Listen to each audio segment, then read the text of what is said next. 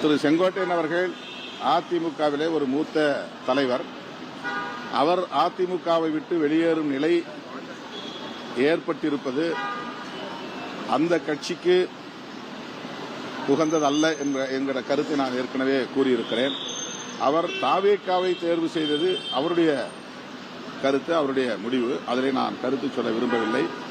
ஆனால் அதிமுகவை இப்படி ஒரு நெருக்கடிக்குள்ளே தள்ளியதில் பாஜகவுக்கு ஒரு பங்கு இருப்பதாக நான் கருதுகிறேன். செங்கோட்டையன் அவர்களே ஏற்கனவே டெல்லிக்கு சென்று வந்த பிறகு என்னை அழைத்தது அமித்ஷா அவர்கள்தான் என்று கூறியிருக்கிறார். அமித்ஷா அவர்களோடு அல்லது பாஜக தலைவர்களோடு அவ்வளவு நெருக்கமாக இருந்த ஒருவர் அதிமுகவிலே தொடர முடியாத நிலை ஏற்பட்டிருக்கிறது என்றால், அதிமுகவும் பாஜகவும் கூட்டணி கட்சிகளாக இருக்கிற சூழலில் இது எந்த அடிப்படையில் நிகழ்ந்தது என்கிற கேள்வி எழுகிறது.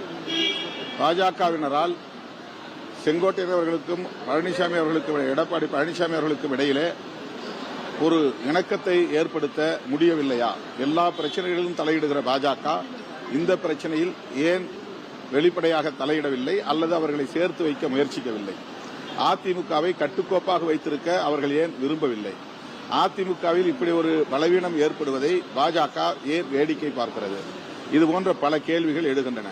எனவே திரு செங்கோட்டையன் அவர்கள் அதிமுகவை விட்டு வெளியேறியதில் திரு எடப்பாடி பழனிசாமி அவர்களுக்கும் திரு செங்கோட்டையன் அவர்களுக்கும் இடையிலே ஏற்பட்ட பிரச்சனை மட்டும்தான் காரணமா, அல்லது பாஜகவின் சித்து விளையாட்டுகளில் இதுவும் ஒன்றா என்ற ஒரு சந்தேகம் எனக்கு இருக்கிறது என்பதை ஏற்கனவே கூறியிருக்கிறேன். அந்த கருத்தில் நாங்கள் இன்னும் உறுதியாக இருந்தாலும் அந்த கோரிக்கையை வைக்கிற ஒரு காலச்சூழலாக இது இல்லை என்பது எங்களுடைய கருத்து. எங்களுக்கு ரெகக்னிஷன் ஆயிருச்சு,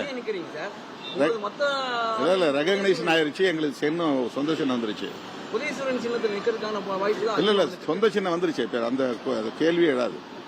ரெகக்னைஸ்ட் பார்ட்டி, அதனால எங்களுக்கு சொந்த சின்னம் பானை சின்னம் கொடுக்குறாங்க.